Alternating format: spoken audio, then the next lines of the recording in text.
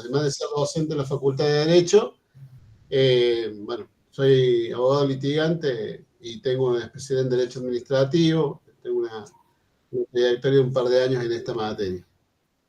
Para los que están presentes, les voy a pedir que por favor, si me habilitan las cámaras, primero porque es mucho más divertido, y segundo, también para ver si podemos ir generando un contacto visual y vamos trabajando de una forma más dinámica. Así que por favor les voy a pedir que habiliten las cámaras, así uno termina hablando frente a una pantalla. Bien, profesor, cuando usted decida dar comienzo a la clase, ya estamos en condición de hacerlo. ¿Cómo no? ¿Cómo no? Bueno, Federico, muchas gracias. Doctor Franco, muchas gracias. Les pregunto, ¿ustedes están en Río Tercero? Están todos de Río Tercero. ¿Hay alguien que no sea de Río Tercero? Eliana, muy buenas tardes. Muchas gracias por presentarte. ¿Hay alguien que no sea de Río Tercero? Me parece que sí, que hay alumnos. Pueden ir habilitando los micrófonos e irle respondiendo el profe, pero me parece que hay unos o dos que no son de Río Tercero. Bien. Bueno, me quedaría María Laura y Federico, que son dos de los presentes y que no están habilitados. Bueno, un poquito la idea. ¿Cómo te va, doctor? No tengo el nombre, pero bueno, muchas gracias por sumarte. Como verán, seguramente están sorprendidos porque no es la imagen del inicio de una clase de posgrado en materia de derecho administrativo. Pero no se asusten, no es que estamos asistiendo a una clase de arte. Pero sí es importante lo que este cuadro nos representa, ¿no? La idea, genial, gracias Elena. Bueno, pero sí es importante la obra, primero que nada, por lo que ha significado en la historia, ¿no? Y lo que representa. Esta es una de las obras de Diego de Velázquez de mayor trascendencia. No solamente por la calidad de la pintura, sino también por la historia que la pintura tiene sobre sí. Alguno de ustedes probablemente haya estado en el Museo del Prado y me pueda hablar con ella con mayor profundidad. Yo simplemente lo hago desde la teoría, desde el estudio y obviamente porque soy un apasionado del arte y siempre creo que en el arte se encuentra un complemento para todas las demás actividades. Esta figura, además del valor que tiene como pintura en sí, ustedes podrán observar, se llaman las Meninas de Velázquez, así es conocida actualmente, pero es una obra que ha tenido, ¿no es cierto?, diversos nombres, una obra, como les dije, que tiene también un valor político, simbólico, y que más allá de lo que representó en su momento y de cómo la historia hizo que este valor, esta pintura de Diego de Velázquez, pintada o sea, graficada por el 1656, que era una pintura, ¿no es cierto?, de la infanta Margarita, la hija de Felipe IV. Era el esplendor de la monarquía española. Bueno, también se llamó en su momento, por allá por el siglo XVIII, la familia del señor Felipe IV, la familia, o el retrato de la señora emperatriz y sus damas enanas, y sus damas y una enana.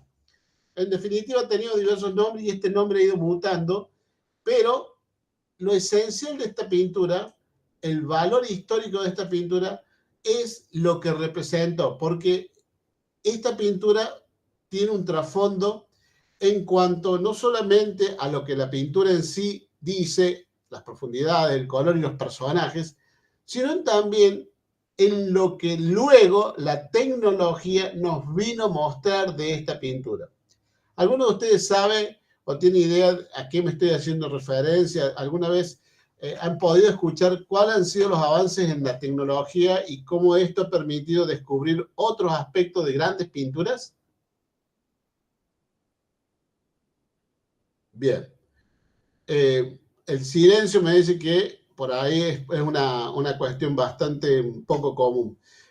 En realidad, la parte de atrás de esta pintura fue analizada hace poco, recientemente, a través de una técnica de rayos X y nos presentó una dimensión de la pintura totalmente distinta. inclusive nos muestra que esta fue una pintura que tiene un repintado. Primero que Diego Velázquez, les cuento un poquito, no era una persona de pintar sobre bocetos. Él pintaba, como se decía antes, a la primera, o sea, a la pincelada. No iba haciendo un dibujo primero y después lo pincelaba, sino que él partía de estos trazos. Lo cual da la posibilidad de analizar por qué se puede determinar que esta pintura ha sido pintada sobre otra anterior, y tiene un significado también, porque en su momento la pintura representaba a la única heredera. Con el advenimiento del nacimiento del hijo de Felipe IV, esta pintura se manda a destruir, pero Diego de Velasco no la destruye, sino que la transforma. Bueno, hasta acá es la parte, la muy escueta y corta parte de la historia de la pintura, y ahora les voy a ver si les puedo compartir, ténganme paciencia, por favor, otra imagen.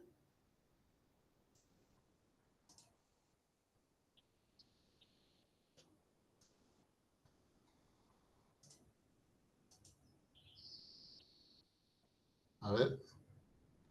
Bueno, en esta pintura lo que se hace foco es en los personajes. Fíjense que está el mismo Diego de Velázquez se autorretrata. Por eso hay un serio cuestionamiento en la fecha de la pintura. ¿Por qué? Porque Diego de Velasco se autorretrata y se pone este signo que tiene esta cruz en el pecho. Es una orden, es la más alta orden que se le daba a un pintor en esa época. Entonces fue una modificación que se hace. También se ven en un segundo cuadro a las dos hijas y compañeras de la infanta, y, ¿no es cierto?, personajes como la enana y un niño y el perro que también forman parte de este séquito que tenía. Todo esto viene a representar el entorno, tiene una vocación social. Pero usted me dice, pero doctor, ¿y esto qué tiene que ver con lo que nosotros estamos estudiando? Bueno, no desesperéis. Si yo les dijera que en esta imagen estamos viendo la misma pintura a través de un proceso de rayos X, ustedes verían otra imagen. Observarían que hay una persona, una mujer, al lado de lo que antes era el pintor. Observaríamos que supuestamente es la hija, que hay otro tipo de imágenes arriba, no están que no fueron oscurecidas como quedó la pintura definitiva. Bueno, esto muestra, ¿no es cierto?, una representación distinta del icónico cuadro de las Meninas. Y ahí es donde entiendo que se puede producir este mensaje para poder interpretar lo que viene de todas las clases. ¿Por qué les digo esto? Si alguien se anima, y me gustaría que así lo hagan, así vamos de alguna manera rompiendo el hielo, ¿cuál de las dos pinturas o las tres pinturas se podrían decir que es el verdadero cuadro de Diego de Velázquez? Y además de eso, ¿cuál de estas interpretaciones, de estas pinturas es la original, la verdadera?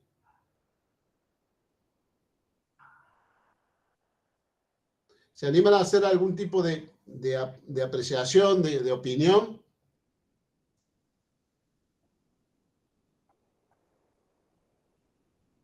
¿Se podrán ver de nuevo, profe? Sí, sí, por favor. Vamos a la primera, vamos a la primera.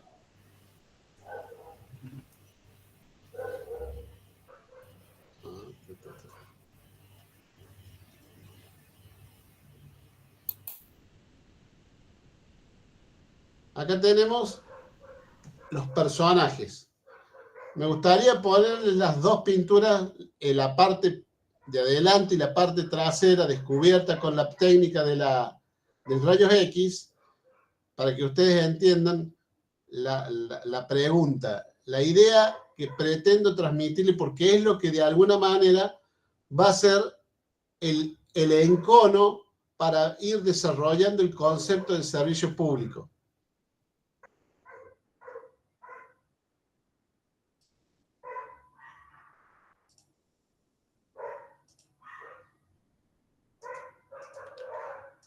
Esta surge luego del análisis que se hace con rayos X. Es un proceso complejo que se surge a partir de la forma en la que se pintaba el lienzo previo para ir plasmando las demás pinturas, tiene un nombre, lo cual refleja la radiación de manera distinta. Por eso se puede determinar que...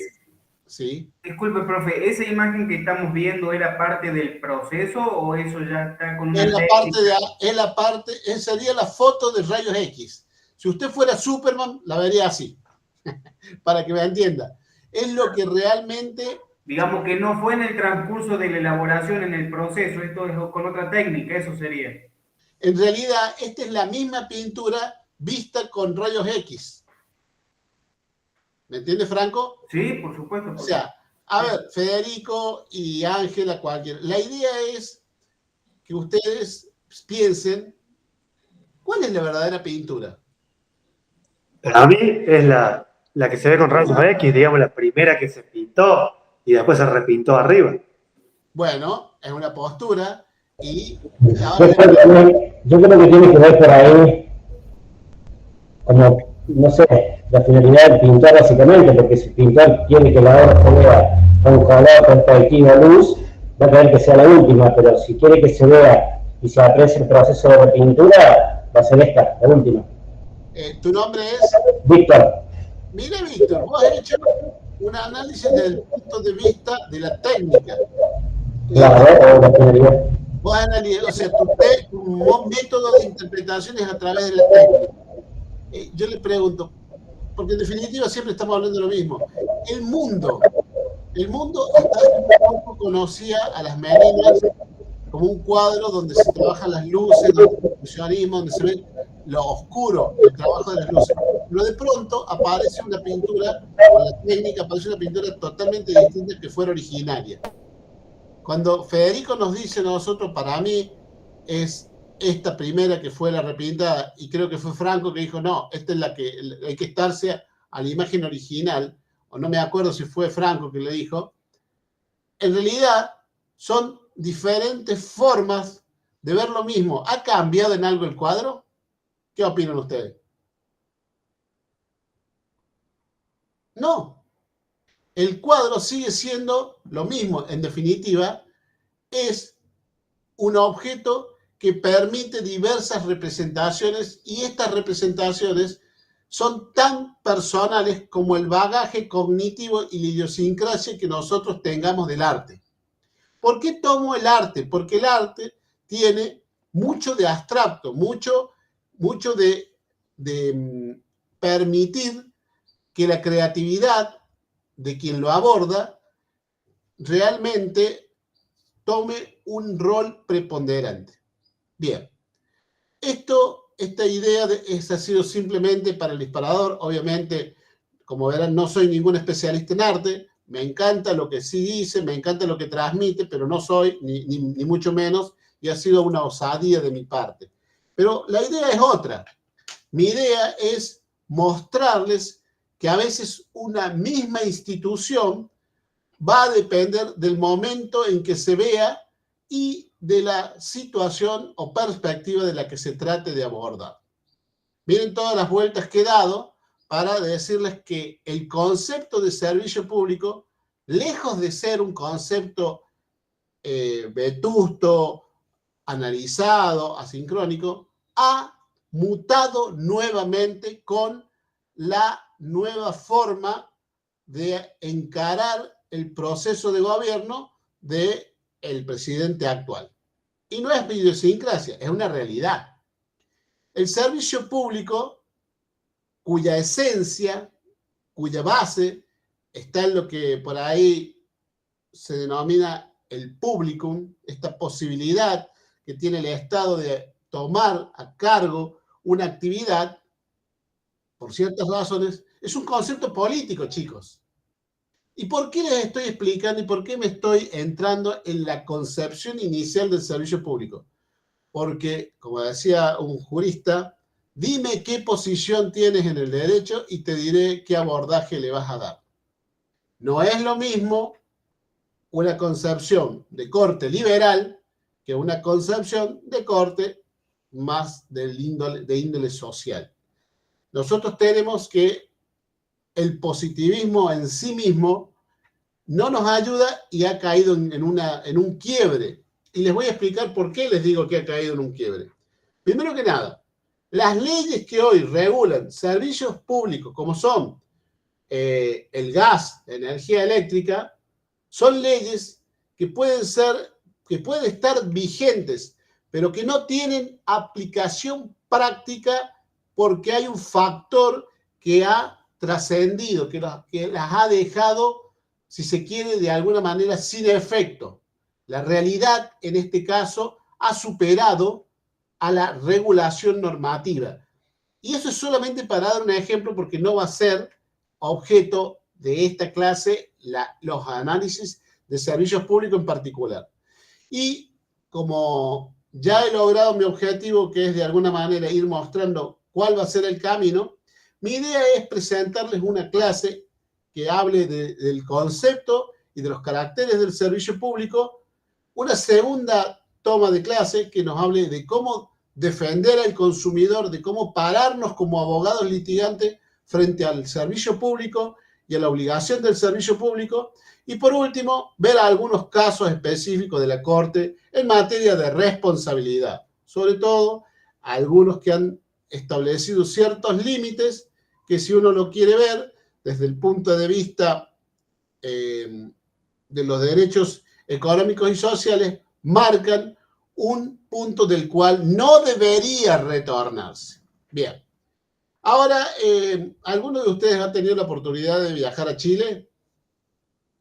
Digo Chile porque es el vecino país y, aunque esté muy cerca, tiene una concepción de servicio público totalmente distinta a la nuestra. Y también vamos a analizar el origen constitucional del servicio público. Pero les pregunto, ¿alguien ha tenido la oportunidad de ir a Chile o a algún país, Uruguay, Norteamérica? Ustedes si han visto que yo nombré 3 países que tienen una cuestión en común muy fuerte, que es una intervención del Estado de corte restrictiva. Es lo que de alguna manera el modelo económico que se viene pretende hacer. En este camino podemos elegir ser médicos, cirujanos de columna o ser simples traumatólogos que van a ir a operar, sin despreciar ninguna de las dos especialidades, pero es muy distinto un médico que tiene que analizar y abrir una columna a un médico traumatólogo que por ahí opera un brazo, una mano y necesita de menor técnica. Lo que estoy diciendo básicamente es que, de acuerdo a la forma en la que se empiece a modificar los institutos para la regulación de un servicio público, van a ser los efectos que vamos a observar en la realidad. Y cuidado, abogados, sobre todo si hay abogados que trabajan en municipios, porque se viene una nueva etapa en el servicio público, se los advierto. Ya la Ley de Seguridad Pública ha dado sus primeros avisos, nos ha informado de qué es lo que se está pretendiendo hacer. Asistimos a un momento social que implica un cambio de algunos paradigmas. ¿Hay alguien vinculado a la seguridad en este grupo? ¿Alguien que se dedique, alguien que esté en el ámbito municipal? ¿Hay alguna persona que trabaje en el ámbito municipal? Bien. Me parece que no están conectados, profe. No, veo que levanta la mano la señorita. Hola, profe, perdón, yo no tengo un buen micrófono, por eso me constancia, pero yo trabajo en la municipalidad.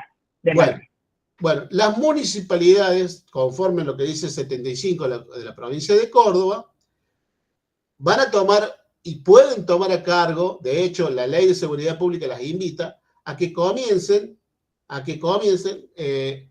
gracias, Víctor, a que comiencen a ver si les interesa entrar a hacer convenios con la policía de la provincia, con los órganos, con los órganos de seguridad. De hecho, hay todo un sistema de seguridad de la Ley de Seguridad Pública en el marco de un proceso democrático, ¿no es cierto?, para la mayor participación. La seguridad también es un servicio público, pero tiene una particularidad, la seguridad y la justicia.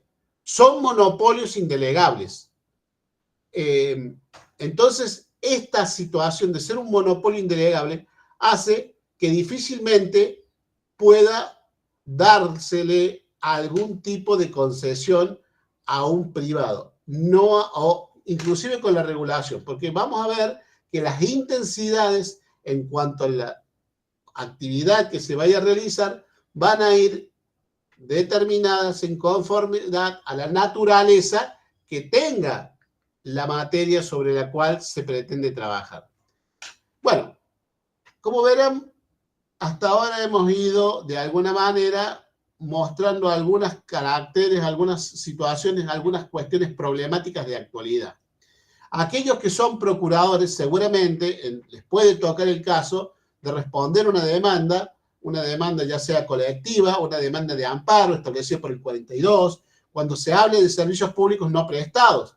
Y no nos olvidemos que en Córdoba no tenemos una ley de responsabilidad del Estado. Entonces habría que ver cuál es el marco regulatorio para aplicar y cómo trabajaría la responsabilidad. ¿Qué pasaría, hagamos hipotéticamente, qué pasaría cuando se le pide al ente municipal que cumpla roles o servicios de los cuales no tiene la posibilidad de asumirlos?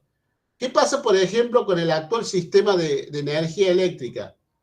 Tenemos que la energía eléctrica, el sistema de energía eléctrica establecido por la ley es un sistema que habla de dos momentos clave: la producción y el transporte, que lo deja en la puerta de cada ciudad, y a partir de ahí la distribución tiene un marco de competencia y regulación de tipo provincial o local.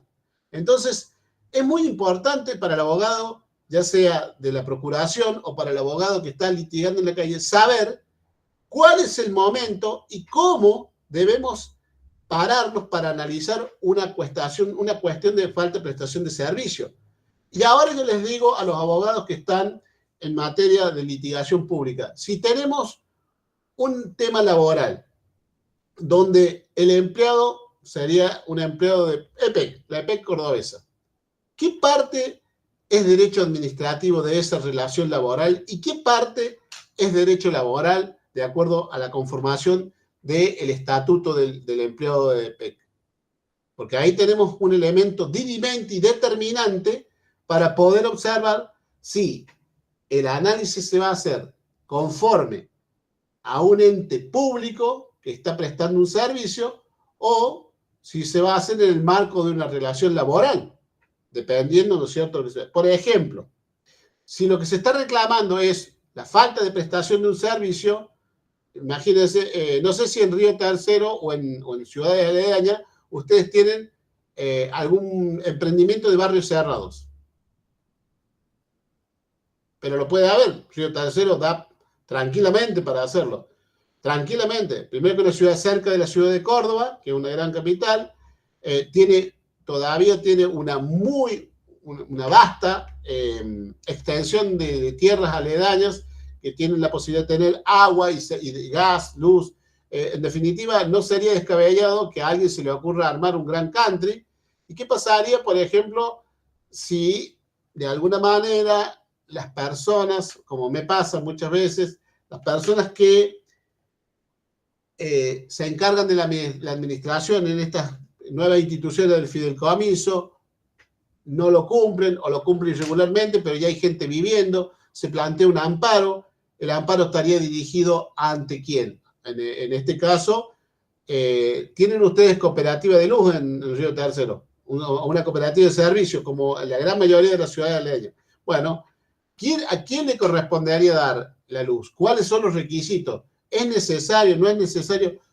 ¿Procede o no procede el amparo cuando hay una cláusula en la misma ley de amparo que dice que no procede cuando lo que se está cuestionando, variando, son temas relacionados, vinculados a la prestación de servicios públicos? Bueno, son todos elementos que probablemente los vamos a desarrollar en una segunda clase y probablemente también no lo sigamos tocando durante la tercera.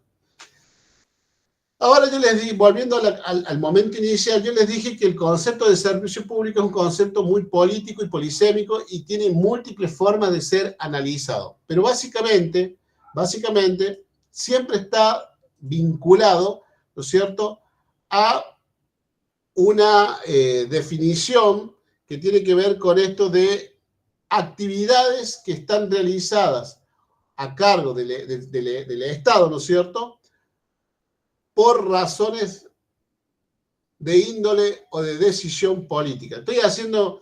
Estoy parafraseando, ¿no es cierto?, a la escuela francesa, donde Gaston José y algún otro autor hablaban de la necesidad del nacimiento del servicio público y de cómo éste se vincula esencialmente a esta idea de colaboración con el Estado.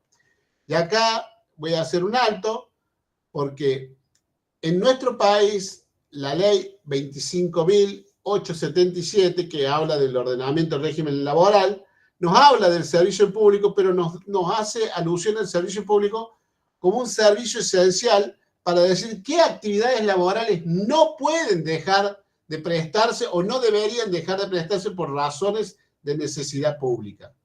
Y ahí vemos que volvemos a lo mismo. Ahora, retrotrayéndome, sin avanzar demasiado, yo les dije que la concepción europea, la concepción del servicio público, tiene que ver un poco con el país donde se genera. Recuerden que se genera en Francia, y en Francia copia de alguna manera o toma de Inglaterra, de los primeros nacimientos, del nacimiento de la idea de la actividad administrativa. No se olviden que a diferencia del derecho constitucional, el derecho administrativo nace de la actividad misma del Estado. Por eso, muchos administrativistas, e inclusive el Casaña mismo en algún momento, decía que el derecho administrativo es anterior al derecho constitucional. Si yo hoy les digo esto, ustedes probablemente me quieran pegar en patota.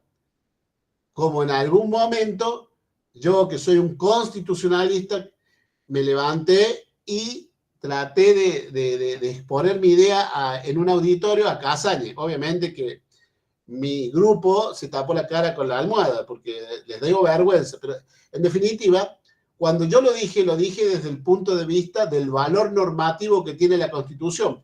Pero hoy, que ha pasado el tiempo, me doy cuenta que el doctor Casaña lo que decía era que la actividad administrativa es mucho más antigua que la actividad constitucional. Tengamos en cuenta, compañeros, que con el quiebre del absolutismo viene el Estado legal, que se extiende hasta 1949, donde se produce el nacimiento del Estado constitucional de derecho. Y empezamos a ver que el Estado constitucional es algo más que un Estado legal. ¿Por qué? Porque se han constitucionalizado derechos. Recuerden la frase de un filósofo alemán, que no, a ver, se me fue de la cabeza, que nos dice que el Estado absolutamente injusto no es derecho. El derecho, o sea, la norma o el derecho absolutamente injusto no es derecho. Ya me voy a acordar el nombre. Bueno, a partir de ahí se produce todo un movimiento que hace quebrar, lo ha dicho García Amado, que es un positivista, lo dice también algunos como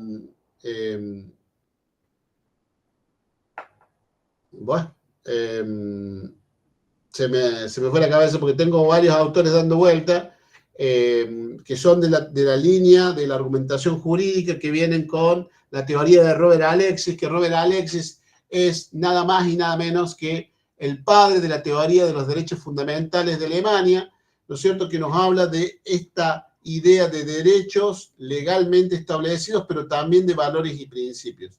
Esto está muy vinculado, ¿no es cierto?, a lo que tiene que ver con la argumentación del derecho desde el punto de vista filosófico, que lejos de ser algo teórico, cuando ustedes lo ponen en sus escritos, lo hacen a diario, cuando hablan de proporcionalidad, cuando hablan de razonabilidad, cuando nos explican que la Corte misma habla de necesidades Entonces, si nos habla de necesidades, tenemos que argumentar en ese sentido, y por eso les digo que esto que parece tan teórico, tan allá, tan lejano, cuando uno en el día a día trabaja, lo tiene que bajar a la realidad.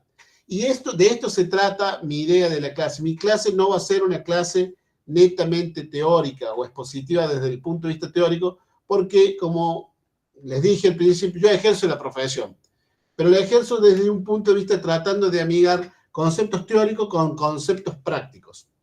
Volviendo al mismo tema, volviendo al tema del origen, yo les dije que nuestro concepto de derecho público se remonta a la vieja Francia, a la Francia en la cual surge el tercer Estado, como Montesquieu, a la Francia donde el Estado tenía una obligación de ser. Por eso yo les dije que la escuela francesa, que tiene la concepción que somos todos parte del Estado y que le colaboramos al Estado, no tiene nada que ver con el desarrollo de la idea de la escuela norteamericana del derecho administrativo. En la escuela norteamericana del derecho administrativo formamos parte todo de un organismo, pero vamos en un pie de igualdad. El norteamericano no concibe que haya un Estado como si en Francia, y que hemos tenido nosotros esos resabios cuando se nos ha pedido que previo a ir a demandar al Estado le pidamos permiso. Esto hoy en día lo vemos en una manifestación concreta de la 6658 que nos dice agote la vía administrativa, ¿o no? No nos están pidiendo que haya un acto administrativo que agote, que en definitiva le está haciendo hacer el órgano administrador. Antes de demandarme en el Poder Judicial con un fuero específico contencioso administrativo, venga que yo voy a tratar de solucionarle la cuestión. Ese sería el argumento teórico, pero quienes están trabajando en la diaria saben que no es otra cosa que una extensión de un tiempo de la dilación de un problema que no se va a solucionar. Son muy contadas las veces donde uno le puede decir a la administración que le gana algo. Se los digo por experiencia propia. Yo, que ejerzo derecho administrativo, la mayoría de las veces, y les vuelvo a repetir, no hace ni 1 ni 2 días que estoy en esto, la mayoría de las veces uno, en principio, siempre se encuentra con un no. Bien, entonces, la idea de la distinción entre una escuela y otra también está íntimamente vinculada con la idea de un abordaje a la idea del servicio público. Porque no es lo mismo abordarlo desde el punto de vista que somos todos colaboradores del Estado, a que somos parte de un Estado al que le podemos exigir. Y esto también tiene que ver con la idea alberdiana. ¿Alguno de ustedes ha podido auscultar, conocer cuál era la idea que tenía Alberdi en el proyecto que hace cuando nos habla de la idea de la concepción del Estado? ¿Por qué Alberdi plantea algunas cuestiones para que el Poder Judicial de alguna manera sea quien termine de dar la vuelta a la rosca? Alberdi era una persona que desconfiaba de la idiosincrasia española de ese momento. De hecho, no nos olvidemos que fue la generación del 37-38, si alguien ha tenido la posibilidad de leer a Feijóo, podrá entender de qué estoy hablando, donde tenemos una generación de jóvenes que se educaron a la luz de ideas que venían de Europa, de ideas del iluminismo, y una vieja concepción del Estado producto del conocimiento que se había acuñado de las instituciones españolas. En este marco también tenemos que entender que cuando Alberdi hace su primer proyecto 5360 de Constitución, tuvo una concepción liberal en serio. Dijo, hay que, sin entrar a tocar el concepto en sí de servicio público, pero sí reguló algunas instituciones para que el Estado controle su desarrollo y no para que asuma obras o asuma actividades. Posteriormente, en esta primera etapa donde lo que se pretendió era una vocación liberal a la cual de alguna manera luego se retorna, pasa brevemente por la Constitución del 49, donde ahí sí se regula el servicio público, Pero esta regulación tenía que ver con esta vocación de un Estado que comenzaba a tener prerrogativas sobre los administrados. Esta visión de un Estado más fuerte que se va consolidando con un Estado de tipo de corte paternalista. Entonces, observemos que de acuerdo al momento constitucional o al momento histórico, vamos a tener un concepto de servicio público que tenga mayor intensidad e injerencia en la vida de las personas o que se retrotraiga. Y yo les pregunto a ustedes, ¿qué signos está dando el gobierno hoy en materia de servicios públicos? En materia de salud, educación, ¿qué está mostrando? ¿Qué perciben ustedes como abogados, como integrantes de la comunidad?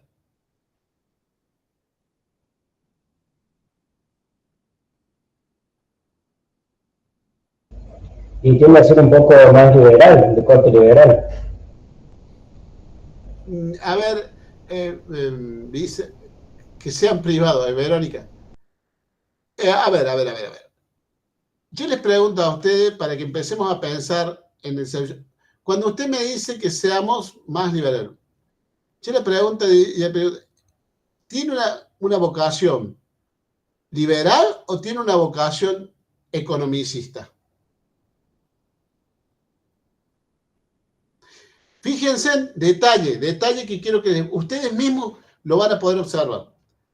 Una cosa es que la concepción liberal del 53 nos dice que un Estado debía controlar algunas actividades por razones o necesidades de una prestación adecuada para el común de la gente.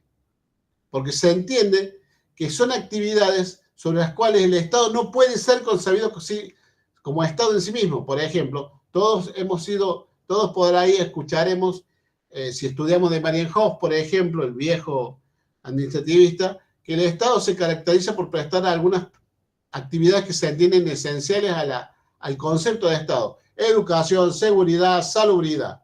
Pero hoy en día sabemos que la salud y el último, si ustedes van a lo que dijo hoy, a lo que salió hoy, el Estado Nacional se ha desentendido de la salud.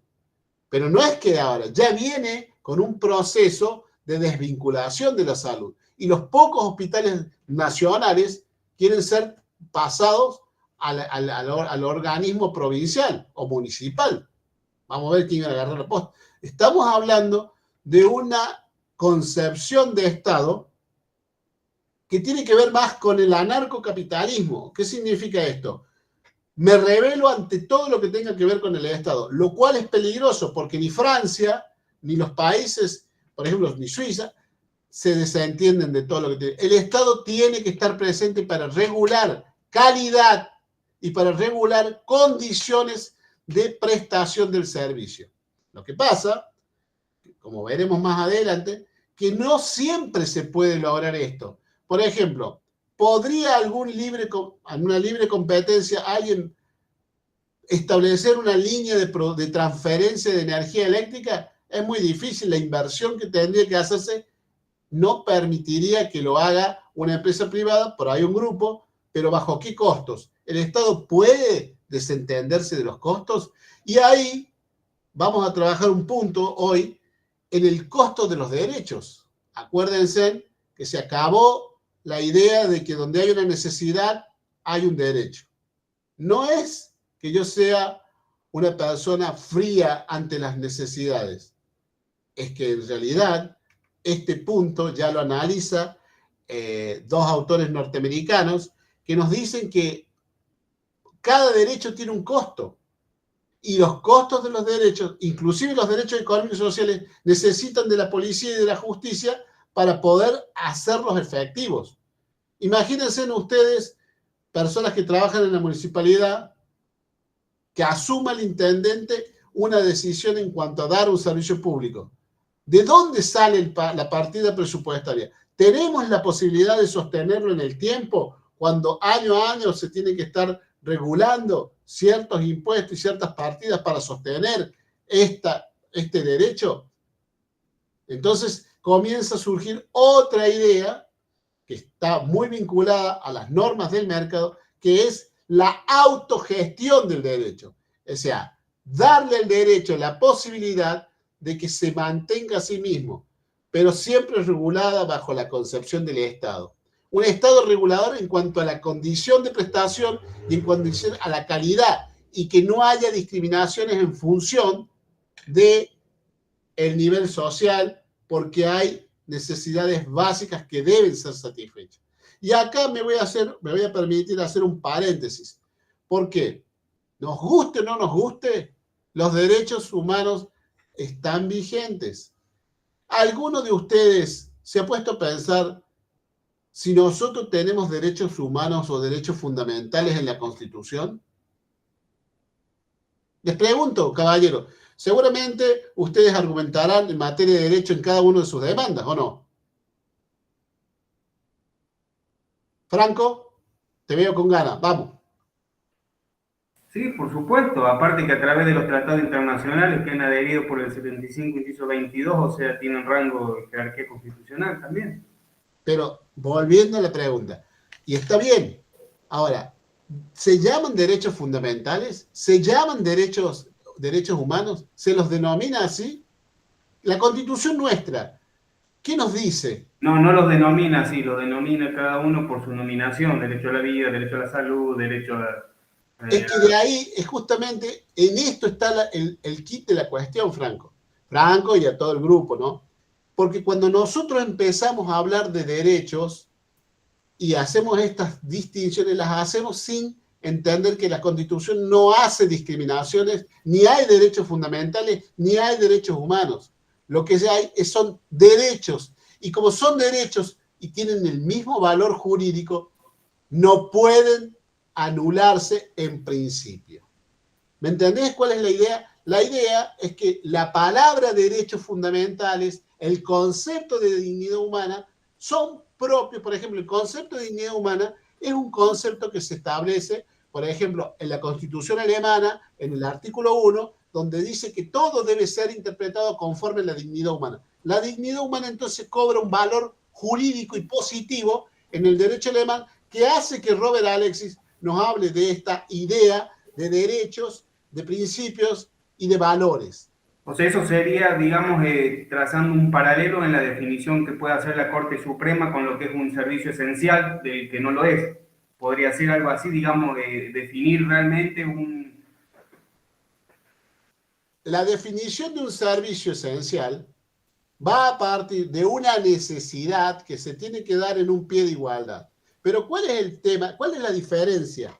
Tiene que haber una declaración y asumir una postura política. Por eso yo, si se observan, no me metí en ninguna definición, porque la construcción de la idea del concepto de servicio público no es correcta en la medida de que no asume una posición política para entender de qué se encarga el Estado. Yo sé que a ustedes vienen a buscar seguridad. Bueno, yo soy el malo de la película. Hoy se van a ir con más dudas que respuestas. ¿Por qué? Porque yo no tengo, como se lo digo a los alumnos de la facultad, jamás me atribuiría el derecho de decirles qué deben pensar ustedes, caballeros. Porque para mí son colegas. Hoy los encuentro en la pantalla, pero mañana los encuentro en tribunales y pueden ser contraparte mía. Entonces, ¿qué puedo yo? Si es un igual, ¿qué puedo yo de transmitirle? La idea es que construyamos, de acuerdo a sus valores y a sus principios, un concepto de servicio público que se adecue de acuerdo a las necesidades que les surgen en ese momento. Pero la idea hoy no es la idea de un Estado paternalista, de un Estado presente. ¿Por qué? Porque, como lo dijo por ahí, la idea es desvincularme de lo público. Pero ojo con la forma en que lo hacemos. Porque la desvinculación de lo público no implica negar el control, no implica negar la potestad de seguir chequeando la forma en la que se da ese servicio. Y es ahí donde, como abogados, deberemos bregar, presionar con un marco jurídico. Si nosotros vamos a entablar un amparo del 42, por ejemplo, necesitaremos establecer cuál es la base jurídica del derecho que vamos a reclamar. Si lo hacemos en función de un grupo, la idea de esta afectación conjunta tiene que surgir de la misma base de la Constitución.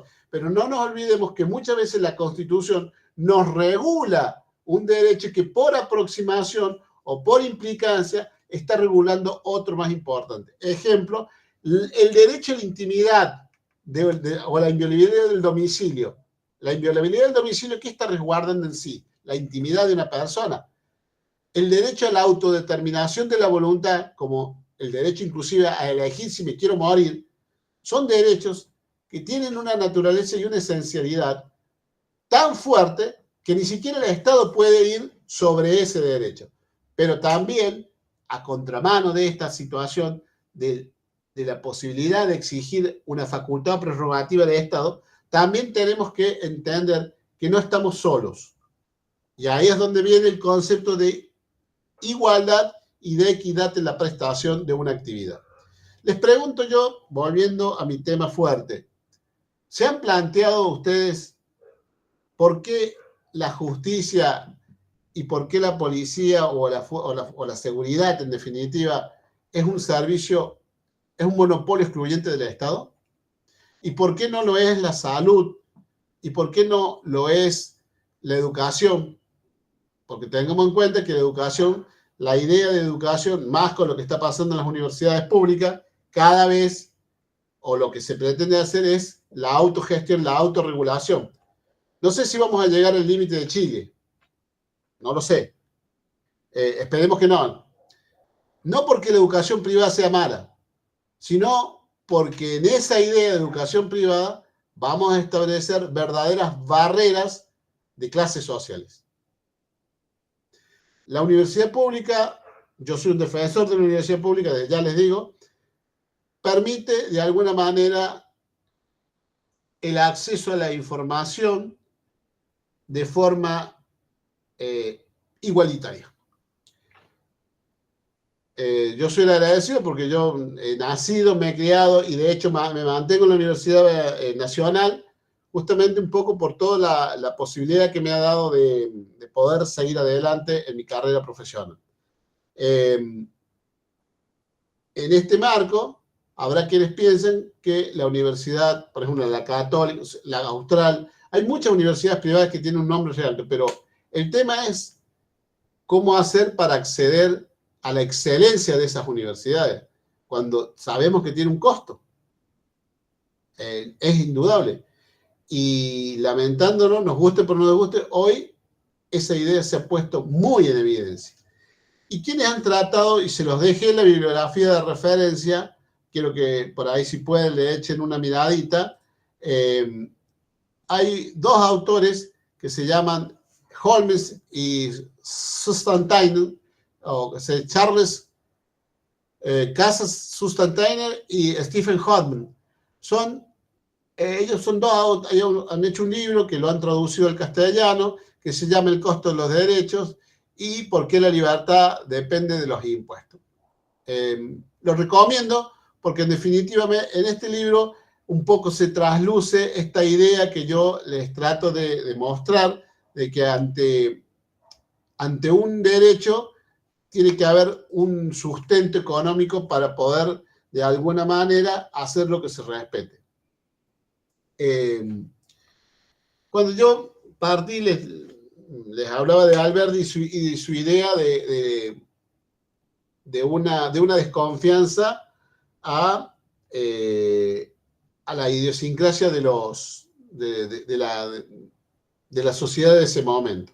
Por eso les dije que la concepción de Alberti como de la Constitución de Alberti, la concepción que se tenía era como un contrato a largo plazo. Esta idea ha sido trabajada por filósofos y economistas norteamericanos, donde hablan, ¿no es cierto?, que si la Constitución es un contrato a largo plazo, necesita que el derecho siempre esté presente para darle vida a estas cláusulas. Y por eso nuestra Constitución no tiene, a diferencia de otras, largas y interminables enunciaciones de derechos, sino simplemente nos va a dar los parámetros para que a partir de ahí sea reelaborada constantemente por lo que se denominaría una sesión permanente, una legislatura en sesión permanente como es la Corte Suprema de Justicia Nacional.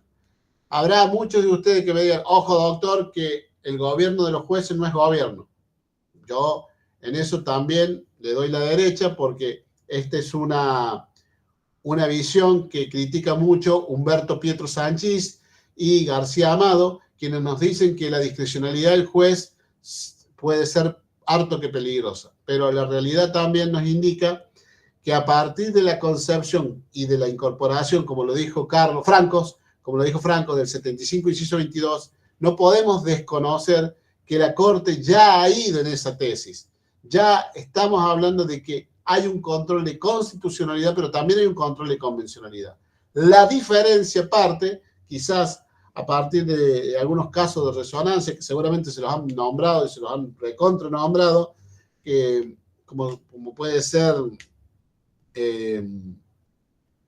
este fallo de...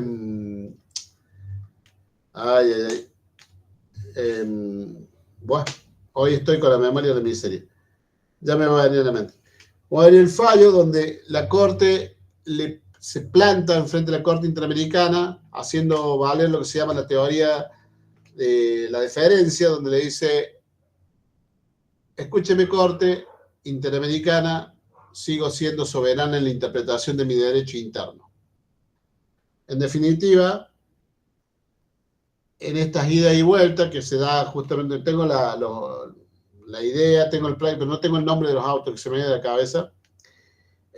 Lo que se pretende es de alguna manera de decirle a la Corte Interamericana que no es una cuarta instancia.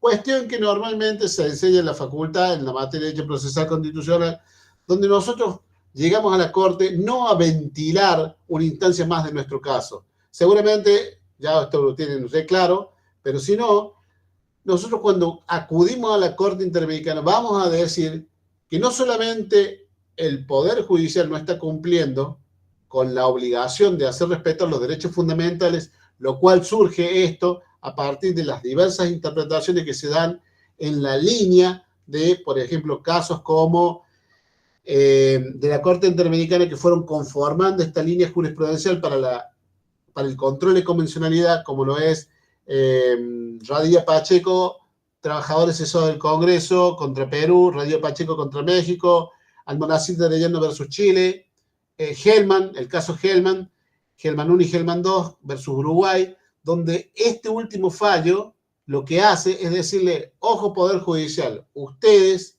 no son los únicos encargados de hacer que la convención se cumpla, porque también es inherente a todos los órganos del Estado el cumplimiento de un tratado que ha sido suscrito por el gobierno nacional argentino.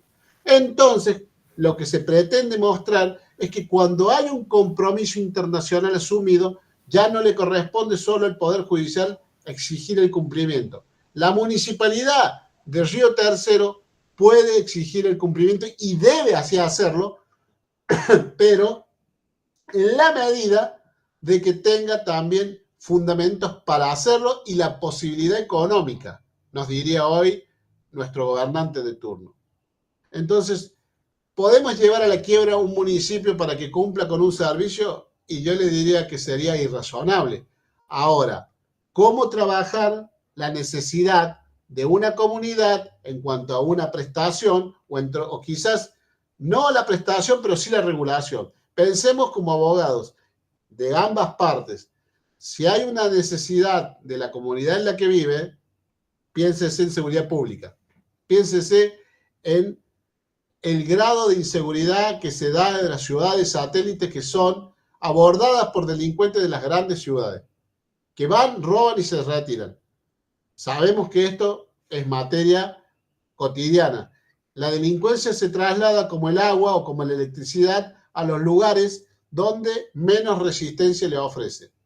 Y las ciudades del interior, que tienen una posibilidad de estar un poco más tranquilo que en Córdoba capital, que todavía no se han enfermado con esta psicosis de vivir encerrados con rejas en la puerta de la casa, son, como quien dice, tierra fecunda para algún delincuente que pretenda, ¿no es cierto?, violar la propiedad.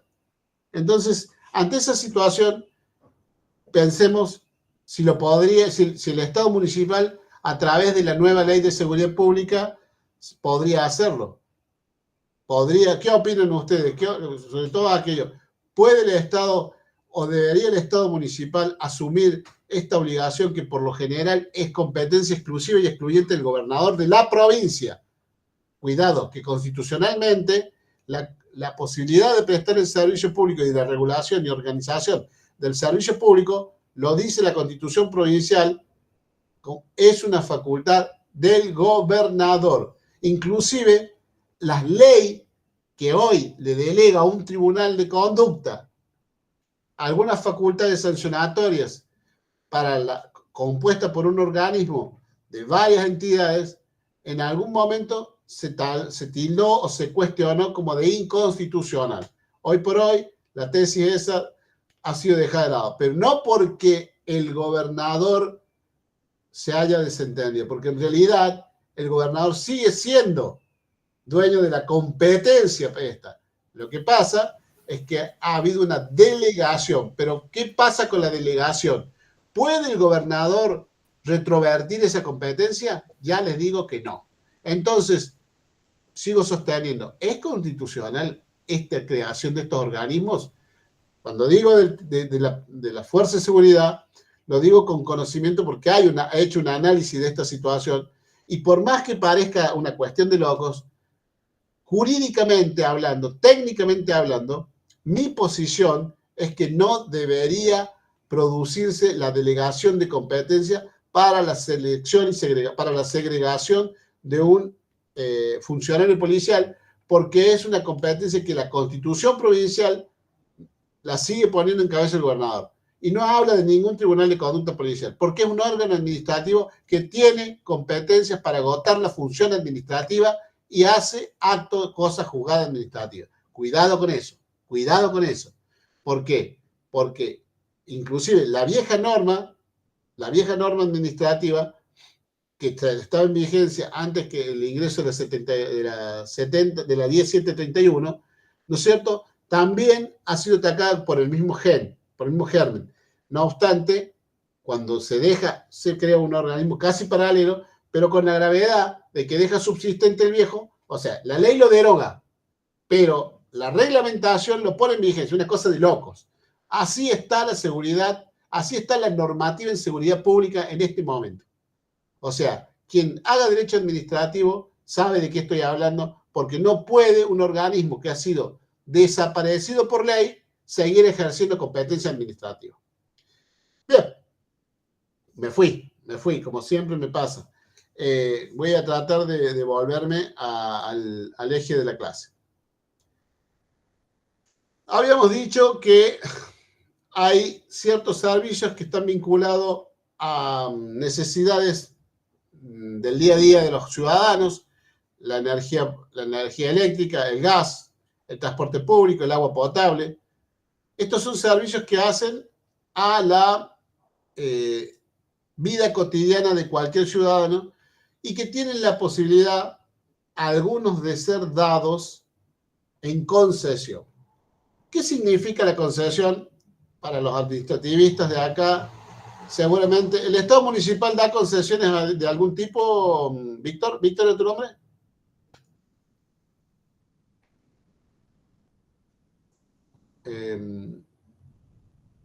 ¿Cómo se llama el muchacho? El chico que te me dijo que estaba trabajando en la procuración de la municipalidad. Víctor Quiroga.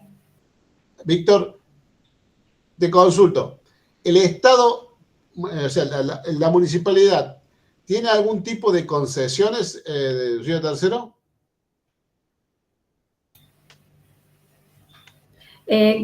Doctor, tengo entendido que la recolección de residuos, no sé si algún otro colega me puede aportar algún otro dato. Bien. Bueno, vamos a tomar entonces la recolección de residuos. Bien, no hay problema, Víctor, no hay problema. Vamos a tomar entonces la recolección de residuos como un elemento para el análisis que te pretende plantear.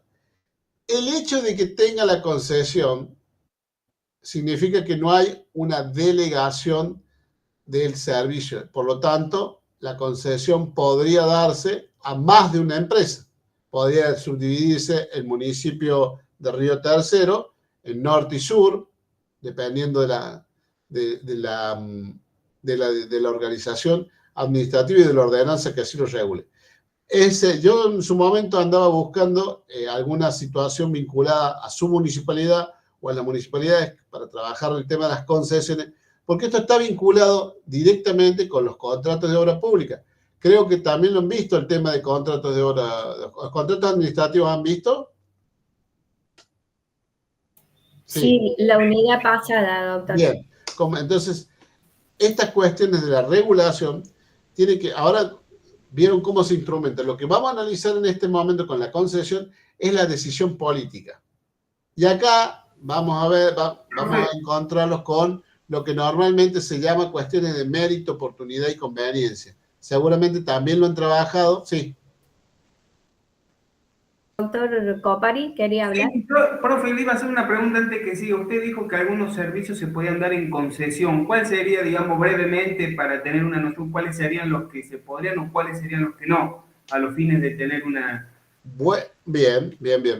La primera cuestión que hay que entender para la concesión es verificar cuáles son las necesidades. Tiene mucho que ver, o va a pasar mucho por la necesidad que vos pretendas como órgano político cubrir.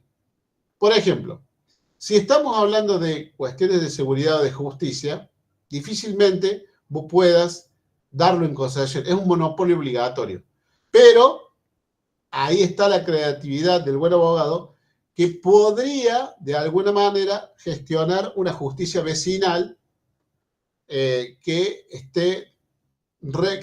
tenga la posibilidad de ser revisada. Yo no sé si ustedes alguna vez han tenido la oportunidad de escuchar hablar de la justicia comunitaria de las de las etnias originarias. ¿Alguna vez han escuchado hablar de lo que son los consejos de los loncos? Bueno, no creo, porque el cordobés por ahí no está muy vinculado, familiarizado con la idea de la justicia neuquina. En Neuquén, la justicia penal tiene regulado en el Código de Procedimientos la posibilidad de que la comunidad mapuche haga una especie de análisis de justicia o análisis jurídico o castigo de algunas faltas que hacen al orden vecinal.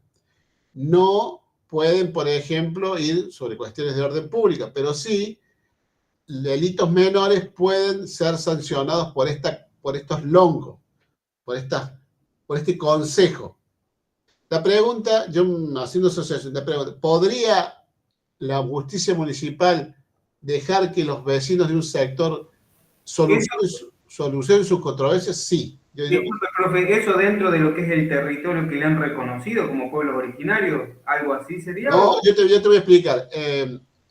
Neuquén no tiene una asignación, como en otras provincias, asignación de jurisdicciones. Lo que sí les ha dado un lugar de asentamiento. Por eso vos tenés que estar ubicados en ciertas comunidades, por ejemplo, los Pilquiñán, que están ubicados sobre la base de la cordillera, en lugares, la verdad que yo conozco porque he andado mucho en el norte neuquino, he sido funcionario del norte neuquino, entonces me ha tocado trabajar con las comunidades mapuche, me ha tocado asistir a estas como fiscal, me ha tocado asistir, y son verdaderos tribunales vecinales que analizan la situación de este infractor al orden social. Son las contravenciones nuestras. Por ejemplo, ¿qué pasa con el vecino que te pone la música alta fuera de hora? El conductor peligroso. Bueno, ellos no tienen la conducción peligrosa, pero sí tienen, por ejemplo, la conducta peligrosa para la comunidad. Bien, ahora, volviendo a la pregunta de origen, ¿podría darse esta potestad comunal de autogestión? Yo creo que sí. ¿Y sabes qué? Sería mucho más efectiva, porque el orden vecinal tiene mucho más poder porque parte de la conciencia de lo que se debe y no se debe hacer. Cuando nosotros delegamos en un tercero, la posibilidad de que haga justicia, siempre va a haber alguien que está disconforme. Y en una manera, en ciertos lugares estaba también lo que era la mediación comunitaria en algunas localidades, que eso Bueno, en cierta forma permite resolver los conflictos menores. Bueno, ahora vamos a otro punto. Bueno, justicia, veamos, acordate que yo empecé diciéndote que depende la necesidad política a resguardar, depende la necesidad de la comunidad que quieras vos darle la posibilidad de asumir o no la prestación. Vos me dijiste bien, me fuiste bien claro, me dijiste, ¿cómo determino si es una concesión o si es un servicio monopólico? La idea es buscar en el concepto, en esta prerrogativa de lo público, la idea que van a ver ustedes en unas 3 hojitas que les dejo como material de consulta de Casañe, la idea de lo público significa la idea de tomar a cargo esta actividad, para que este acto que es esencial a la determinación de un servicio público tenga su dimensión, pasa necesariamente por la necesidad a cumplir y por la decisión política. Y vuelvo a este punto. Volvamos ¿qué pasa cuando lo que estamos pretendiendo dar es, por ejemplo, agua? Ponerle que Río Tercero tuviera una muy buena napas de agua y vos dijiste, bueno, yo tengo una empresa y quiero empezar en un circuito de la ciudad, quiero empezar a trabajar y a distribuir agua.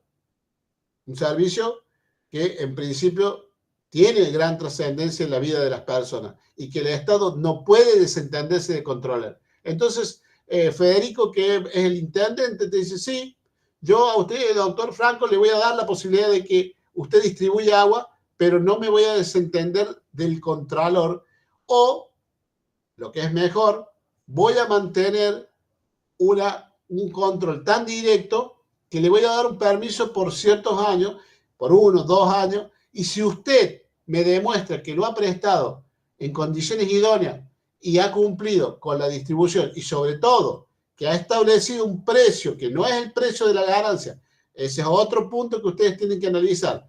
Si usted fuera en empresas privadas, cuando pone una empresa, ¿para qué se pone? Para ganar dinero. ¿Podemos tener los mismos valores, las mismas ideas de regular el precio de un servicio público cuando es de carácter semi-monopólico al de una actividad privada cualquiera? Y desde ya le digo que no. ¿Por qué? Porque el servicio público tiene como característica esencial un precio diferenciado, porque necesariamente no puede quitarse a unos en desmedro o detrimento de otros, ¿me entienden? No se les puede dar a uno, tiene que haber una igualdad porque esa es la necesidad, por eso el Estado se hace cargo en la producción. A ver si soy claro. Cuando el Estado asume lo público, o sea, la voluntad, cuando el Estado toma la decisión de transformar esa actividad en una actividad propia de él, lo hace por razones de orden, de necesidad pública. La necesidad pública o esta satisfacción puede ser porque no lo dé ninguno, no hay ninguna empresa como vos que quiera producir agua. Ahí tenemos el impedimento de orden económico. ¿Qué es lo que está pasando con la energía eléctrica? Si vos vas en este momento a ver qué está sucediendo en la realidad en el campo de la electricidad, lo primero que te van a decir los que están a cargo de lo que se llama Transener, te van a decir que el sistema le falta mucha, a veces energía en momentos estacionales, donde la energía que se produce por usinas hídricas en algún momento también son colaboradas por las que están con servicio a gas, las usinas a gas, que también andan con fuel oil, y que ese precio de energía no puede ser el mismo en cuanto a la producción que el que tiene la energía que surge de una usina hidroeléctrica. Entonces, ¿qué hacía Transener? la pone en el sistema interconectado, en algún momento compra energía, subsidia el precio, ¿no es cierto?, para mantenerlo y luego lo vende. Pero ¿cuál es el problema?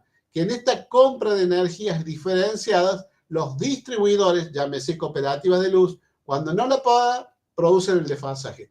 Y eso también ha traído otra cosa, la descapitalización o, como quien dice, la desinversión, la poca inversión en materia de mantenimiento y en materia de busca de nuevas fuentes de energía. Sabemos que la energía a gas o la energía a fuel oil es una energía muy cara, pero nadie se ha puesto a pensar de lo que implicaría hoy traer las nuevas usinas atómicas, por ejemplo, que están en África, que están en Japón, donde las mismas usinas trabajan y consumen desechos atómicos. Esto es un proyecto que está trabajando, creo que entre otros Bill Gates, donde lo que se está buscando son energías más baratas. Yo les pregunto a ustedes, y no sé si conocen el norte cordobés, ¿por qué no podemos nosotros generar energía eléctrica cuando tenemos un norte cordobés muy árido? Me estoy haciendo referencia puntualmente al desierto de la Salina. Fíjense lo que está sucediendo en Atacama. No hace falta ir muy lejos. En Atacama, hoy en día, ustedes si viajan a Chile, van a ver tres cosas. Paltas, parras y,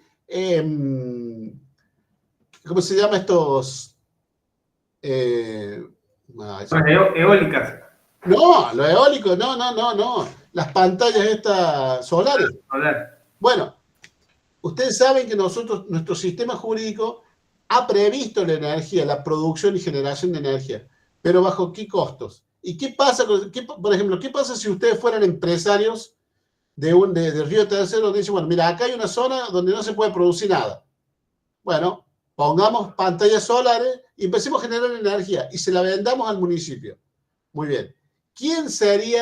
¿Cómo se regularía eso? Bueno, en principio esto queda en el mercado local. Acuérdense que todo lo que nace y muere en la provincia. Si no nos conectamos al sistema, ustedes pueden generar una cuestión de costos propios. Mientras no nos metamos en el sistema interconectado, no le debemos nada a Transener y nuestros litigios y nuestra regulación puede ser del orden provincial, inclusive municipal. ¿Qué estoy diciendo yo?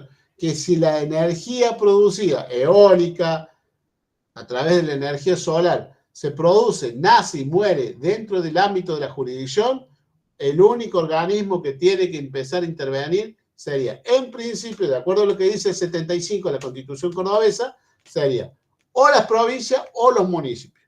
¿Me entienden? En la medida de que no cruce el ámbito provincial. ¿Vamos hasta ahí? Profe, y disculpe, ¿y ahí no hay una diferencia entre si la empresa es nacional o no? Sí. ¿Por qué?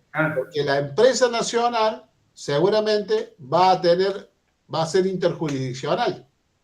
Y al ser interjurisdiccional, inmediatamente entraría a jugar o la 25064 o la 25075, que son las leyes que regulan, por ejemplo, la energía eléctrica, el gas, donde va a traer aparejado, ¿no es cierto?, la existencia o la aparición de el Enargas, el Transener, o distintos organismos que regulan los servicios públicos nacionales, con la obligación también para producir concesiones, volviendo siempre a lo tuyo, de hacer lo que se denominan las audiencias públicas. Ojo, que las audiencias públicas están directamente vinculadas con los actos propios que vos podés ejercer, no sé, que se pueden invocar al momento de alguna regulación. No se olviden que las audiencias públicas no son vinculantes, pero es una forma de hacerle oír al órgano político de lo que está sucediendo con ese y los problemas que se enfrentan. O sea que si son desconocidos en un primer momento por el órgano político y después eso llegase a un litigio judicial en un amparo, por ejemplo, cuidado que no sé cómo sería la forma de defenderse el Estado provincial o el ente municipal con la teoría de los actos propios, porque si ya él sabía que de antemano se estaba observando que había un problema con ese servicio público y así lo dio de esa forma, dio la concesión de esa forma, bajo ese sistema, desconociendo la voluntad popular, no sé cómo va a ser para justificar esa ausencia de oído a la audiencia pública. Ojo, o sea, estamos hablando genéricamente. Cuando empezamos a esto, a desarmarlo desde el punto de vista jurídico, en un caso concreto, empiezan a colarse cuestiones patrimoniales, ideas propias del demandante, en fin. Me estoy yendo y me estoy adelantando a la clase número 3. No me quiero ir. ¿Cómo venimos? Bien. Vamos. Venimos bien, profe, con el horario. Bueno, yo ahora les voy a proponer que por un momento pensemos, ¿no es cierto?, en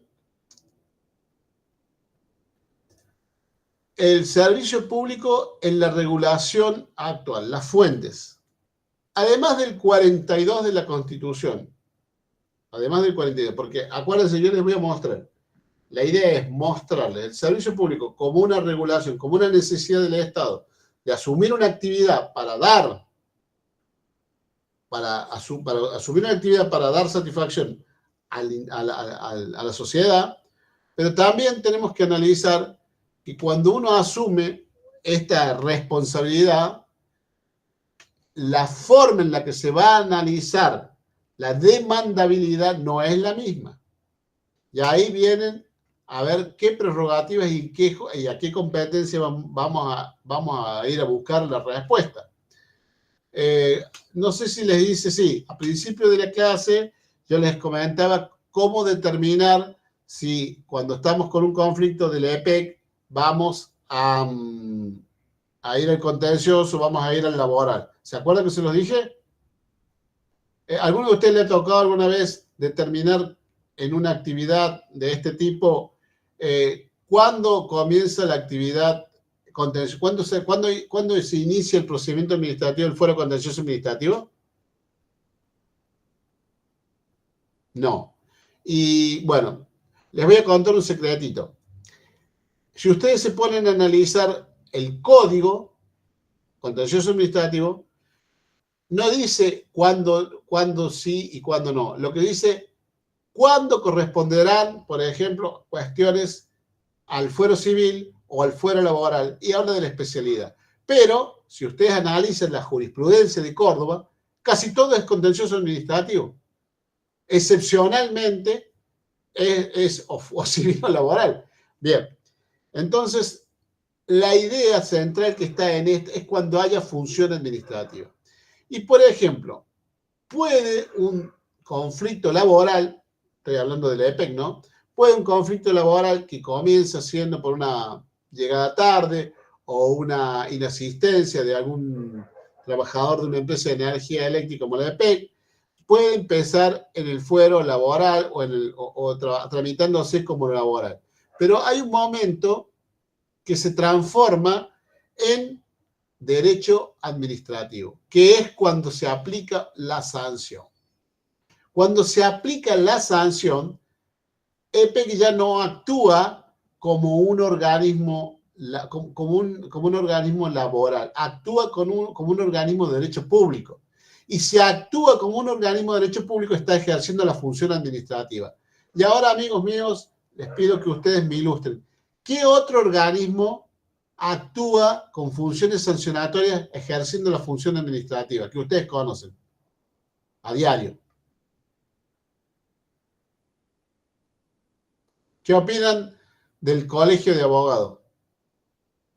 ¿El colegio de abogados puede sancionarlos? ¿Sí?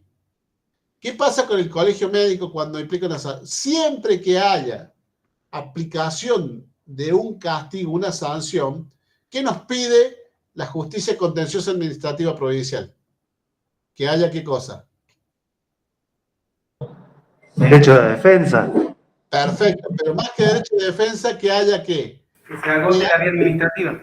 Que haya un descargo administrativo previo. Y fíjense que no dice un sumario previo, descargo administrativo previo. Y eso es harto que peligroso, porque cuando usted produce un descargo, muchas veces este descargo no es atendido. Y si no es atendido, como dijo Federico, excelente, ¿qué es lo que se ha omitido? El contradictorio. Y si se omitió el contradictorio, no me permitió ejercer la defensa. Y si no me permitió ejercer la defensa, entonces 8 de la ley 6658, de la ley de procedimiento administrativo, artículo 8, que nos dice que no se ha producido la tutela judicial efectiva. No solamente no se me permitió la defensa, sino que no se me escuchó. ¿Me entienden? Y sí nos diría, se ha violado el principio de juridicidad. Entonces nos preguntaremos, ¿a qué tipo de vicio nos estamos enfrentando cuando se viola el principio de juridicidad de esa forma? Porque ya no hablamos de legalidad, hablamos de juridicidad. Entonces, estamos hablando de que es un vicio de carácter gravísimo y ese acto administrativo lleva en sí el gen de la nulidad. ¿Me entienden? Bien, pero quiero volver a la idea del servicio público como defensa. Cuando nosotros hablamos en la Constitución Nacional de Servicios Públicos, actualmente, como yo les dije, originariamente estaba en el 49 en un artículo que después quedó sin efecto cuando queda sin efecto la Constitución del 49, lo cual implicó que tuvo una corta duración. Posteriormente, la idea del servicio público se mantiene. Tenemos momentos en la historia argentina donde el servicio público fue de corte netamente paternalista y se privatizaron muchas empresas públicas. Tenemos que el gran ingeniero para privatizar empresas públicas fue Dromi. Y todos nos acordaremos de la primera etapa del gobierno de Menem, donde las empresas fueron de alguna manera recobradas. Y después tendremos que hay una segunda etapa donde comienzan a venderse las empresas. Por eso le digo, y en ese camino se produce también la provincialización, estamos hablando del 94, de los servicios de las fuentes naturales de energía renovable y no renovable. Entonces, las fuentes naturales de energía vuelven al dominio de las provincias. Córdoba no tendría, por ejemplo, una producción de petróleo como lo tiene Neuquén, como lo tiene Salta, pero Córdoba podría tener, estoy hablando podría tener porque la verdad que sé que invierte, que tiene mucho capital para invertir, pero no es descabellado que en algún momento, por la ubicación geográfica que tiene Córdoba, se pueda realizar, como lo es la producción de energía eléctrica a través de paneles solares. Hoy en día hay empresas chinas, sobre todo, que están, le digo porque hace poco viajé a Chile, que están dando paneles solares, no solamente con una alta calidad de coproducción de energía, sino también con un costo de renovación muy, muy bajo. Entonces ustedes, un panel antes se rompía, había que cambiarlo entero. Hoy en día podemos cambiar solamente la celda, lo cual implica que se abarata el costo y la producción de energía se puede hacer. Yo, como verán, he hecho foco en dos servicios esenciales que son la producción y distribución de energía y la seguridad pública. Uno es un servicio público monopólico que no tiene la posibilidad de ser dado ni en concesión, mientras que la energía en principio debería ser controlado por el Estado, pero podría ser, y digo podría porque todavía no están dadas las condiciones a nivel nacional, podría ser un servicio concesionado a empresas privadas donde el Estado mantenga el control.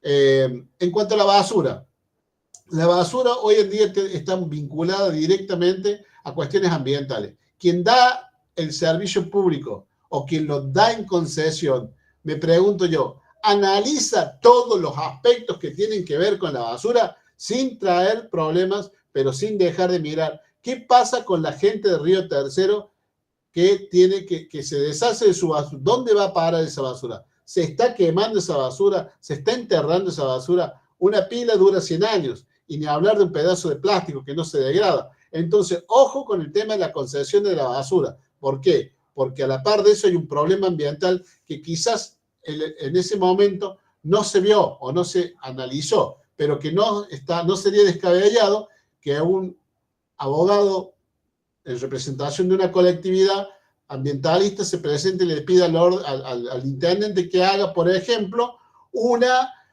audiencia pública para saber qué está pasando con estos desechos, a dónde van a parar, cuál es el efecto, si hay un proyecto de impacto ambiental. Esto seguramente ustedes lo han analizado en su comunidad, o por lo menos tiene que haber habido mínimamente una idea de un análisis de impacto ambiental de la basura, porque la basura no desaparece. Y acuérdense, como decía Lavoisier en la química, en el principio de química, nada se pierde, todo se transforma. En materia de energía yo creo que podría hacerse, te vuelvo a repetir, es muy fácil opinar desde el cómodo sillón de un despacho, pero la realidad es que faltan incentivos económicos para la quema de la basura. La basura que se quema puede transformarse en energía calórica, en algún tipo de energía eléctrica, con algún tipo de turbina, la producción, inclusive en los desechos que son de origen orgánico, trabajar, como se hace en algunas municipalidades chicas, se trabaja con algunos lombricompuestos. Hay un montón de ideas que están dando vuelta en las comunidades chicas, sobre todo, para evitar el tema de que la basura anda dando vueltas. O sea, se pone de relieve la idea del reciclaje, la idea de los plásticos y de las pilas, pero nada de lo demás, nada se dice dónde. Y fíjense que es una idea común. La basura, una vez que la dejamos en la puerta de nuestra casa, se nos acabó el problema. El problema ahora es de todos nosotros, no nuestro solamente, es de la comunidad. ¿Y qué hacemos con ese problema? ¿Elegimos mirarlo o elegimos ignorarlo? Sinceramente, este cuestionamiento que yo les transmito a ustedes, me lo hago a mí mismo cuando veo que en Córdoba el tratamiento de la basura es desastroso. Y no se los digo porque tengo una idiosincrasia política, se los digo porque yo voy a Bower. Y cuando voy a Bower, paso todos los días por el frente de ese montón de basura que está ahí, a 2 metros de la ciudad capital. Entonces no es una cuestión ideológica mía, es una realidad, es el lugar donde yo vivo. Obviamente que habrá personas que pueden pensar diferente y de eso se trata el disenso, ¿no? De disentir con fundamentos. Bien, chicos, en estos últimos, o sea, creo que tenemos media hora más, pero yo sé que a esta hora ya viene medio cascoteado. La primera pregunta que le digo a los que no han opinado, por ejemplo, por ahí tengo una chica que es Verónica Arril, tengo a Carlos Rocío.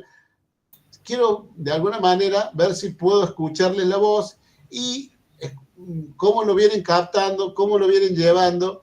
Federico opinado, Franco opinado, Ángela poquito, pero también. Entonces me gustaría de alguna manera, como para ir viendo qué es lo que, en qué se han quedado y trabajar la idea del servicio público como un concepto, no como una definición. No sé si se han dado cuenta que este ha sido el motivo de la exposición.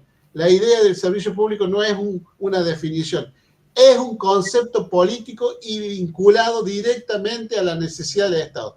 Ustedes van a ver con la bibliografía que les he pasado que todo va en ese sentido. Les he pasado un material sobre el precio público, les he pasado también, o el precio de la tarifa, también les he pasado un libro que está realizado por el Consejo Federal de Latinoamérica. Ya les digo porque voy a usar el machete que no me gusta, pero lo voy a usar. Ya les digo. Les he pasado un libro que está realizado por la Fundación para Investigación Económica en Latinoamérica, que habla de la regulación y la competencia en servicios públicos. Lo que de ese libro se pretende transmitir, o lo que de alguna manera quiero mostrarles, es esta necesidad de vincular lo político a lo público en función de las necesidades. ¿Me entienden? Esta es la idea. Y les pido que, por favor, si hay alguna duda o si hay alguna pregunta sobre esta idea base central, les hablé de Alberdi, que Alberdi desconfiaba del orden patriótico, les hablé, ¿no es cierto?, de un primer momento donde el liberalismo se hacía fuerte, les hablé de que en un segundo momento de nuestra historia argentina, lo público comenzó a invadir y a asumir la postura casi francesa de tomar el servicio público como una forma habitual de asumir obligaciones para la comunidad, porque entendió, bajo la idea de un Estado paternalista, de que el privado cuando lo daba con cierto peligro para los grupos vulnerables. Esta idea ha ido quedando de lado, no por idiosincrasia propia de la falta de eficacia o no de esta idea, sino por por el cambio político que se ha dado. Pasamos de un gobierno que decía donde hay una necesidad y un derecho, nuevamente volvemos a ver cómo los políticos se hacen fuerte en materia de decisiones de servicio público, y pasamos ahora estaba por decir a la anomia estatal, pero es a lo que se denomina el anarcocapitalismo, que es la idea de que el Estado repudia en actividades privadas, pero yo creo que ahí es donde está el error. No se puede retrotraer, no se puede salir absolutamente, hacerlo desaparecer el Estado, o no debería, de un momento a otro, si no es a través de un paso, de una transición. La transición implica la idea de progresividad concatenada. Es un poco lo que se transmite, ¿no es cierto?, en estas ideas de este material que les vengo dando. Chicos, sé que a esta hora es difícil seguirme, el tema no es para nada divertido, espero de alguna manera que no les haya aburrido, y lo que más deseo es justamente de aquellos que han participado poco o nada, que me comenten cómo han llegado, si les ha llegado la idea, y de alguna manera si podemos seguir trabajando esta idea en las clases que vienen. Profe, les quería aclarar a los alumnos que el material va a estar subido a partir de mañana, la bibliografía que usted pasó, así que a partir de mañana ya van a tener acceso a ella. Bien. Y ahí usted lo llamaba o mencionaba a Verónica Arillo, en realidad es el doctor Valdemarín, es la esposa, y está teniendo un problema con el micrófono y la cámara. Así que, bueno, Ariel, si quieres hacer algún comentario, lo podés hacer vía WhatsApp. O, si no, escribiéndolo, digamos, por mensaje. No sé si hay algún otro alumno que quiera hacer algún comentario o responderle a usted, lo puede hacer. Bueno. Profe, Carla habla. A mí me sorprendió como el abordaje que hizo de los servicios públicos. Esperaba como algo mucho más teórico, pero me pareció como interesante como vincular no el servicio público solo como algo teórico, sino como en la realidad política en la que estamos. Así que me pareció, la verdad, sorprendente y muy interesante el abordaje que le dio. Es la idea, Carla, es la idea. La idea es mostrarle que lejos estamos, muy lejos estamos de ser un concepto que sea acabado. Y les vuelvo a repetir, ¿por qué no es acabado? ¿Por qué va a variar? Porque si ustedes observan las normas, por eso todas estas dos normas que les dije, que es la de energía eléctrica y la de gas, son normas que teóricamente no representan la realidad de la Argentina en este momento. ¿Y qué pasa? Necesitamos que con esta nueva forma de pensar lo público, adaptemos también las viejas leyes que han venido regulando. Pero ya no pasa por hacer normas que mágicamente se van a traducir en efectos sobre los servicios. Porque el servicio, ¿qué es? Es una realidad. La realidad no se puede regular. La realidad no se puede transformar por una norma. Se le puede dar un marco para que esta dinámica termine generando efectos. Pero hoy en día es como cuando ustedes van de su casa al estudio. Puede haber una norma que diga que no van a pasar por determinada calle, pero lo real y concreto es que para que esa norma tenga efecto, va a haber que poner un control cierto, efectivo y claro, que a usted primero le impida ir por ese lugar. Y después usted va a tomar la costumbre de no ir por ese lugar. Pero en el mientras tanto, su realidad va a seguir siendo igual. Entonces la norma, en este sentido, no tiene un carácter dinámico para cambiar, sino que tiene que venir a pensarse desde la realidad, más en materia de energía, desde la realidad hacia lo legal. ¿Por qué? ¿Y por qué lo digo? Porque no podemos mágicamente, por una ley, hacer aparecer inversiones para el sistema de electricidad, para el sistema de gas, para el sistema de agua. No, no, no. Hace falta, de alguna manera, inversiones. Y el Estado debe controlar en serio, porque forma parte de las prerrogativas y facultades que siempre va a tener en cabeza propia.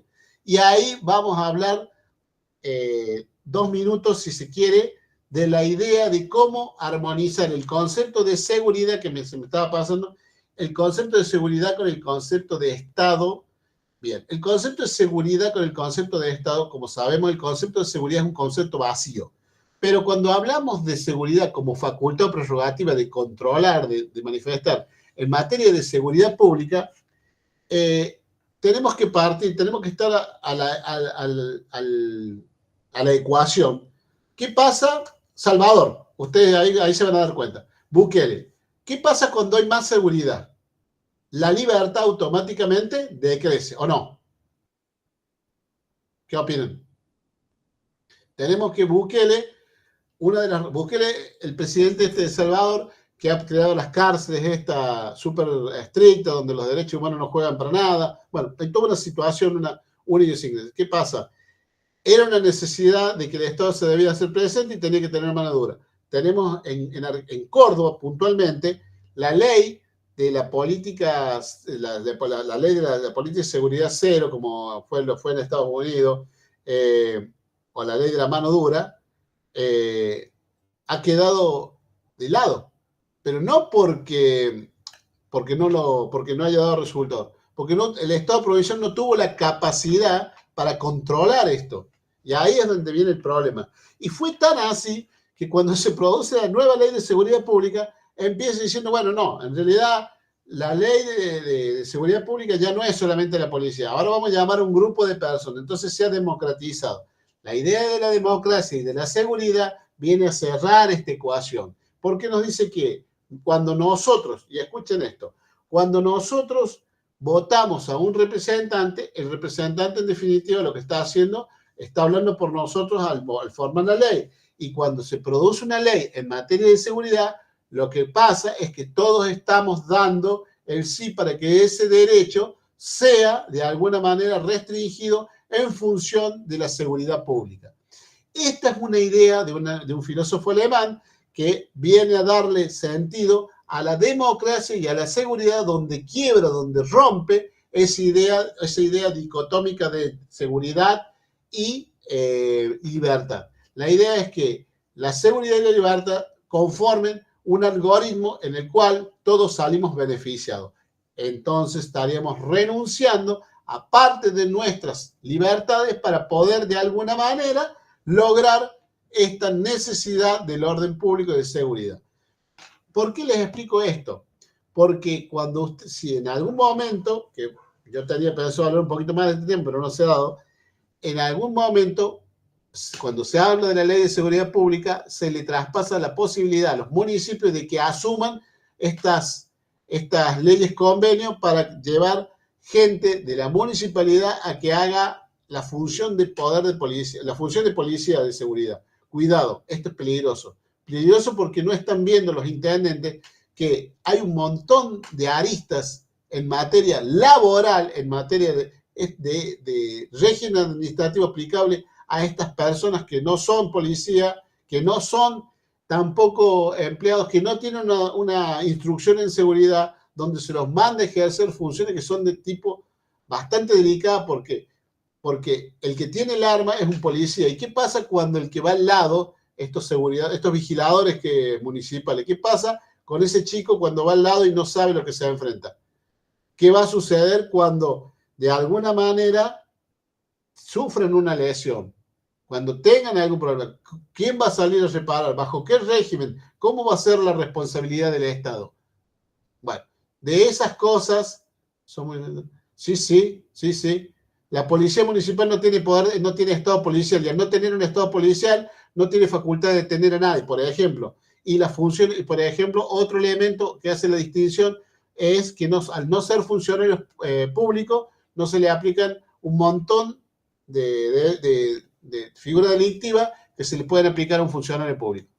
Así que, perfecto. Bueno, María Laura, me alegro que estés acá con nosotros, porque bueno, como sabrás, no sé si te habrás enterado, yo hago derecho administrativo policial, hago mucho derecho administrativo de seguridad, entonces es una cuestión de renegar constantemente con estas situaciones. Y puntualmente he tenido una situación con la Municipalidad de Córdoba, donde se ha producido, ya hay hechos concretos que no los vamos a ventilar, pero sabemos que, cuidado, la municipalidad que asume este rol debe tener una regulación específica, porque les pregunto, y ustedes, Franco y los demás, ¿podemos aplicarle el estatuto de empleo público a una persona que anda en la calle en un móvil?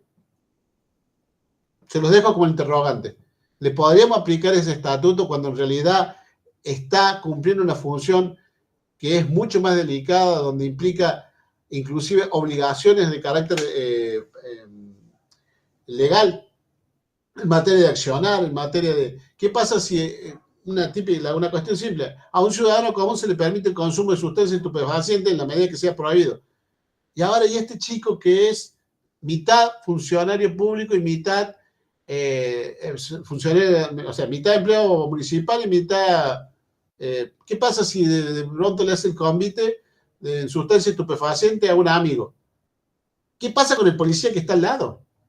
¿Qué pasa si el policía decide llevarlo preso? Porque me entienden todas las responsabilidades, todo el marco. Se los digo para que ustedes, abogados de las localidades, empiecen a pensarlo como un nicho también de actividades para explotar. Porque hay un montón de cosas que no se ven, pero que no se ven porque la problemática todavía no se ha hecho evidente, pero si la estudiamos de antemano, cuando pasen estos problemas van a ver que tienen por lo menos una visión de por dónde pasa el agua. Bueno, mi idea es incentivar, ¿no es cierto?, a que el derecho administrativo y sancionatorio también sea parte de estas charlas. Disculpen si me extralimité en el tiempo. Bueno, doctora, no sé si hay alguien que desee algo más. Si no hay preguntas para responder, creo que los dejaría en libertad y en paz por este lunes. No sé si hay alguna pregunta para hacer. Yo me encargo, María Laura, después te lo paso. Hay un alumno que está solicitando, María Laura, sí. Su teléfono. Si usted me autoriza, yo sí, por favor. Quiero agradecerle a Federico Lerda, a Ángela, a Franco también, porque me han hecho sentir por lo menos acompañado, y bueno, y a los demás, a Carla que participó. Para mí es muy importante, chicos, aunque ustedes no lo crean, tener el respeto de ustedes estando hasta esta hora conmigo, sabiendo lo que implica la actividad profesional privada, y bueno, y compartiendo opiniones. Yo les digo, acá no hay nada, por lo menos en mi forma de hacer las cosas, yo creo que todos podemos intercambiar opiniones porque estoy entre colegas. Así que mi idea simplemente es mostrarle una arista de un tema que uno lo ejerce y lo vive a diario. Desde ya les agradezco. Muy linda la clase. Por favor, que tengan ustedes muy buenas noches y me despido si no hay algo más. Bien. Muchísimas gracias. Muchas gracias, doctor. Buenas noches. Hasta luego, caballeros. Hasta luego.